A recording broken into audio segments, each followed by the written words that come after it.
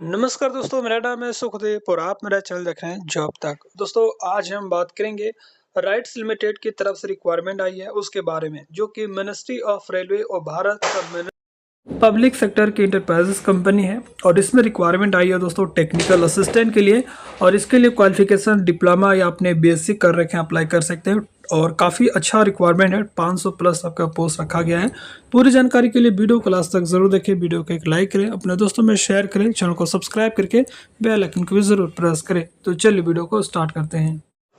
और वीडियो शुरू करने से पहले आप सभी को हैप्पी दीपावली, दीपावली की हार्दिक शुभकामनाएं। और चलिए वीडियो को शुरू करते हैं। और दोस्तों, यहाँ पर देख सकते हो ये आपका जो है ऑफिशियल नोटिफिकेशन है। और ये रिक्वायरमेंट आपका राइट्स लिमिटेड की तरफ से आया है, जो कि गवर्नमेंट ऑफ इंडिया इंटरप्राइजेस है। और इसमें जो वैकेंसीज दोस्तों आपका आया एज अ कॉन्ट्रैक्ट बेसिस जारी किया गया, ठीक है। परमानेंट जॉब नहीं है, बट अच्छा खासा आपको सैलरी यहाँ पर देखने को मिलेगा। राइट्स लिमिटेड तो दोस्तों भारत के एक Navratna central public sector enterprises company है, जो कि मिनिस्ट्री ऑफ रेलवे के अंतर्गत आता है, गवर्नमेंट ऑफ इंडिया। और ये प्रीमियम मल्टी डिस्पेंसरी ऑर्गेनाइजेशन है। और रेलवे के बहुत सारे डिपार्टमेंट में ये वर्क करती है, जैसे ट्रांसपोर्ट का हो गया, इंफ्रास्ट्रक्चर का हो गया, और इसका रिलेटेड टेक्नोलॉजी हो गया, और भी बहुत सारे कंस्ट्रक्शन से रिलेटेड और भी बहुत सारे यहाँ पर ऐसे वर्क किया जाता है। बेसिकली ये रेलवे के लिए यहाँ पर वर्क करती है, ठीक है। अब यहाँ पर इंपॉर्टेंट डेट्स की अगर मैं बात करूँ तो इसका जो फॉर्म है वो ऑनलाइन स्टार्ट हो चुका है। 14 अक्टूबर से इसका फॉर्म ऑनलाइन स्टार्ट हुआ है। और आप इसका जो फॉर्म है वो आप लास्ट डेट यहाँ पर दे सकते हो, 12 नवंबर तक आप इसका फॉर्म भर सकते हैं। और रिटर्न एग्जाम का भी उन्होंने डेट दे रखा है कि 23 नवंबर के आसपास में आपका एग्जाम भी हो जाएगा। तो फॉर्म भरने के लिए स्टार्ट हो गया है, डेट आपका 14 तारीख से ही। 12 नवंबर तक आप इसका फॉर्म भर सकते हैं। और 13 नवंबर तक टेंटेटिवली में आपका रखा गया है, ऐसा एग्जाम भी आपका हो जाएगा, ठीक है।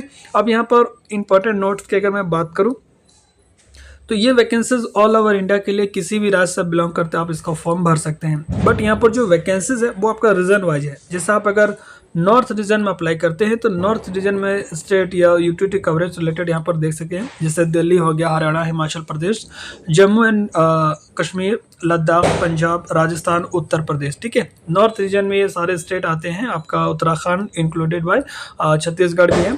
ईस्ट रीजन में आपका असम, अरुणाचल प्रदेश, मिजोरम, मणिपुर, मेघालय, नागालैंड, सिक्किम, त्रिपुरा, बिहार, उड़ीसा और Jharkhand, West Bengal, Andaman and Nicobar eastern, ठीक है। तो ईस्ट और आपका वेस्ट रीजन है, फिर साउथ रीजन है। तो आप जिस रीजन में भरेंगे उससे रिलेटेड आपका डिस्ट्रिक्ट, आपका स्टेट वगैरह आप यहाँ से देख लीजिएगा, ठीक है। The written test for all the vacancies will be conducted at a same date and time. तो जितने भी इनके जो एग्जाम है वो आपका सेम डेट और जो है टाइम, सेम टाइम में ही आपका हो जाएगा, ठीक है। यानी कि एक ही दिन में ऑल ओवर इंडिया में आपका एग्जाम करा लिया जाएगा, ठीक है। A candidate shall apply for one vacancies number only regardless of their place of domicile, ठीक है। तो एक वैकेंसीज के लिए केवल एक ही कैंडिडेट एलिजिबल होंगे, और जिस रीजन में अप्लाई करेंगे, जिस स्टेट से अप्लाई करेंगे, वहाँ का आपका डोमिसाइल भी होना चाहिए। ये चीज़ आपको ध्यान रखना है, ठीक है। अब यहाँ पर वैकेंसीज के बारे में बात करेंगे कि किस रीजन में कितनी वैकेंसीज है और डिसिप्लिन वाइज, ठीक है। तो सबसे पहले अगर मैं बात करूं तो डिसिप्लिन में यहाँ पर दे सकते हो, यानी कि ब्रांच आपका सिविल का है, ठीक है। रीजन में यहाँ पर दे सकते हो सिविल में किस किस रीजन में वैकेंसीज है। नॉर्थ रीजन में देखिए, आप जिस फॉर्म को जब फॉर्म भरेंगे उसका अलग अलग वैकेंसीज नंबर भी यहाँ पर देखने को मिलेगा। तो आप अगर डिसिप्लिन सिविल में अप्लाई करेंगे रीजन नॉर्थ में, तो इसका वैकेंसी नंबर M/61/2025 है, ठीक है। तो ये इसका वैकेंसी नंबर है। तो जिस पोस्ट के लिए आप अप्लाई करेंगे, जिस रीजन में अप्लाई करेंगे, वो वैकेंसी नंबर आप अच्छा से नोट कर लीजिएगा, ठीक है। अब यहाँ पर पोस्ट जो रहेगा सीनियर टेक्निकल असिस्टेंट सिविल का है, ठीक है। उसके बाद दोस्तों ईस्ट रीजन में भी आपका है वैकेंसीज, और वेस्ट रीजन में भी है, और साउथ रीजन में भी है। और इसके लिए मिनिमम एजुकेशन क्वालिफिकेशन जो रखा गया, फुल टाइम डिप्लोमा आपका सिविल से रहना चाहिए, ठीक है।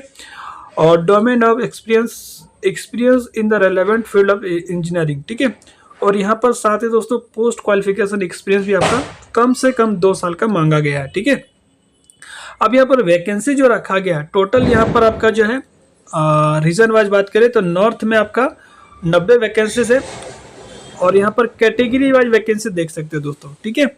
उसके बाद दोस्तों यहाँ पर जो है ईस्ट में आपका 140 सीटें हैं, और उसके बाद वेस्ट में 135 सीटें हैं, और साउथ में आपका 100 सीट है।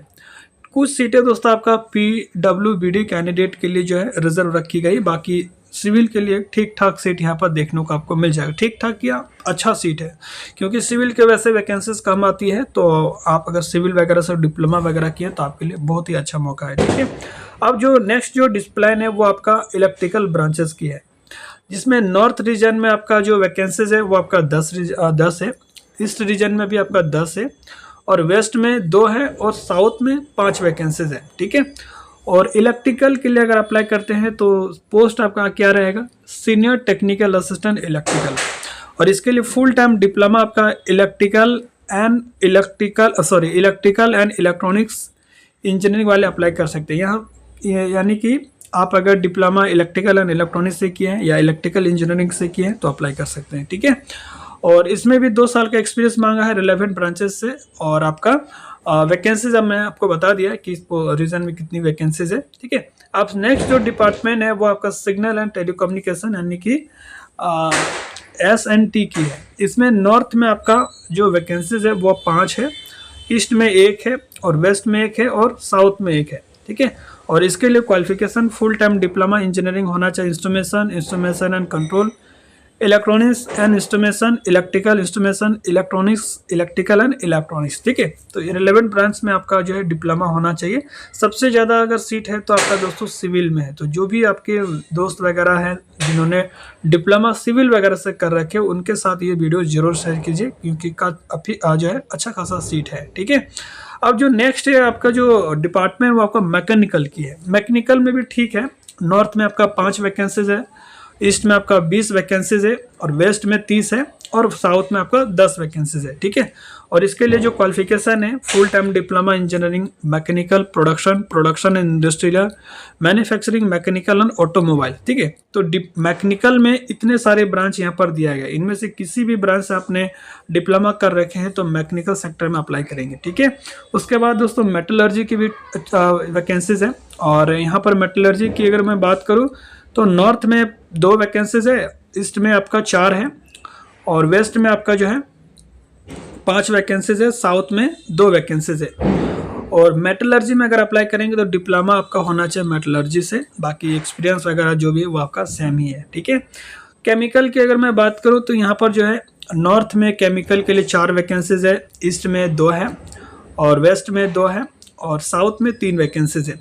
अब यहाँ पर अगर अप्लाई करना चाहेंगे तो फुल टाइम डिप्लोमा आपका chemical, chemical technology, petrochemical technology, plastic engineering technology, food textile leather technology, इनमें से किसी भी ब्रांच से अप्लाई कर सकते हैं दोस्तों। ठीक है, उसके बाद नेक्स्ट जो वैकेंसीज है वो आपका केमिस्ट्री के लिए है। केमिस्ट्री के लिए यहाँ पर जो वैकेंसीज है वो आपका नॉर्थ में यहाँ पर 5 वैकेंसीज है, ईस्ट में 2 है, वेस्ट में 2 है, और आपका साउथ में 2 वैकेंसीज है।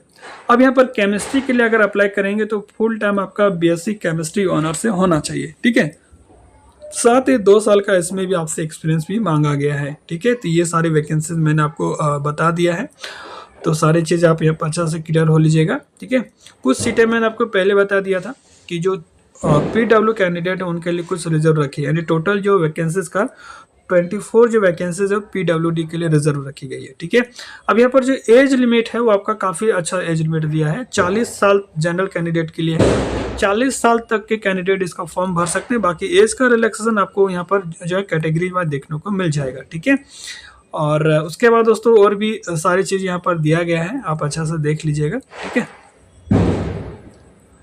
अब यहाँ पर सिलेक्शन जो प्रोसेस का जो रखा गया है वो आपका फेज 1 में आपका सबसे पहले रिटर्न टेस्ट होगा। ठीक है, और रिटेन टेस्ट एक ही है आपका रिटेन टेस्ट, उसके बाद आपका डॉक्यूमेंट वेरिफिकेशन मेडिकल आगे का प्रोसेस है। ठीक है, फेज 2 में आपका डॉक्यूमेंट्स स्क्रूटनी होगा, यानी कि जो भी डॉक्यूमेंट्स वगैरह सही पाया जाएगा उनको शॉर्टलिस्ट किया जाएगा। आगे डॉक्यूमेंट जो है मेडिकल के लिए अगर डॉक्यूमेंट में कोई एरर पाया जाता है तो आपका जो पोस्ट है वो आपका डिस्क्वालीफाई कर दिया जाएगा। ठीक है, यहाँ पर रिटेन एग्जाम के सिलेबस की बात करें तो यहाँ पर देखिए the candidate must appear for written test as a per the schedule and venue mention the in their admit card, which shall be related separately. The weightage of written test is 100%. तो आपका selection पूरा 100% return exam पर ही होगा, तो आपको return exam में अच्छा score लाने पड़ेंगे। ठीक है, और यहाँ पर क्वालिफाई मार्क की अगर मैं बात करूँ तो यहाँ पर जनरल ईडब्ल्यूएस के लिए 45% मार्क्स लाना पड़ेगा, सॉरी 50%। बाकी SC ST OBC PWD है तो 45% भी मार्क्स लाते हैं 100 में से तो भी आप क्वालिफाई हो जाएंगे, ठीक है। और यहाँ पर 125 क्वेश्चन आपसे पूछा जाएगा आपके रेलेवेंट ब्रांचेस से, और 2.5 घंटे की पेपर होगा और इसमें कोई भी नेगेटिव मार्किंग नहीं होगा, ठीक है। ये चीज़ यहाँ पर लिखा भी है, नो नेगेटिव मार्किंग, ठीक है। तो सारे चीज़ यहाँ पर देख सकते हो। फेज़ 2 जो होगा दोस्तों, जो रिटन एग्जाम में क्वालिफाई हो जाएंगे उनको डॉक्यूमेंट स्क्रूटिनी के लिए शॉर्टलिस्ट किया जाएगा, ठीक है। तो पूरा आपका जो कट ऑफ जाएगा वो आपका मार्क्स जो है एग्जाम पर ही होगा, ठीक है। बाकी यहाँ पर डॉक्यूमेंट्स क्या क्या चेक होगा, ये सारा डॉक्यूमेंट्स यहाँ पर दिया गया, आप अच्छा से इसको रीड भी कर सकते हैं। अब बात करते हैं दोस्तों nature and period of engagement. तो पहले अगर आपका सिलेक्शन होता है तो 1 ईयर के लिए आपका कॉन्ट्रैक्ट रहेगा, फिर आपका कॉन्ट्रैक्ट एक्सटेंड भी करेगा, डिपेंड करेंगे इनके रिक्वायरमेंट और प्रोजेक्ट के आधार पर, ठीक है। अब यहाँ पर सैलरी वगैरह की बात करें तो यहाँ पर देखिए सीनियर टेक्निकल असिस्टेंट का जो बेसिक सैलरी रहेगा आपका 16,368 रुपये रहेगा, 38 रुपये रहेगा। बाकी ग्रॉस सैलरी सारी चीज़ें इंक्लूड होने के बाद CTC आपका 29,735 रुपये मिलेगा, यानी कि अप्रॉक्स जो पर एनम जो रहेगा CTC 3,56,819 रुपये रहेगा, ठीक है। उसके बाद यहाँ दोस्तों एप्लीकेशन फॉर्म भी है, एप्लीकेशन चार्ज भी है जो कि 300 रुपये रहेगा, प्लस आपका टैक्सेस रहेगा। और SC ST PWD कैंडिडेट हैं तो 100 रुपये लगेगा, ठीक है। अप्लाई कैसे करना है, इनकी ऑफिशियल वेबसाइट है, आप वहाँ जाके विजिट कीजिए और वहीं पर आपका पहले रजिस्ट्रेशन करना है, फिर आपका फॉर्म भरा जाएगा। यहाँ पर वेबसाइट वगैरह नोट कर लीजिएगा, 2 वेबसाइट जो है वेबसाइट यहाँ पर देख सकते हैं www, देखिए मैं आपको हेड दे रहा हूँ www.rights.com, ये इनकी ऑफिशियल वेबसाइट है, वहीं पर जाके आप अपना फॉर्म वगैरह जो है भरेंगे, ठीक है। तो सारा डिटेल्स मैंने बता दिया है। और आपका जो एग्ज़ाम सेंटर वगैरह है इनमें से किसी में भी आप जो एग्ज़ाम सेंटर चूज़ कर सकते हो, ठीक है। ये यहाँ पर एग्ज़ाम सेंटर लिस्ट दिया गया है, इनमें से किसी भी जगह पर आप एग्ज़ाम सेंटर चूज़ कर सकते हैं। तो सारे डिटेल्स मैंने बता दिया है, कोई डाउट है तो कमेंट करके पूछ सकते हो। और यहाँ पर सिलेबस दिया गया है, ठीक है। मिलते हैं नेक्स्ट वीडियो में, तब तक के लिए टेक केयर, जय हिंद, वंदे।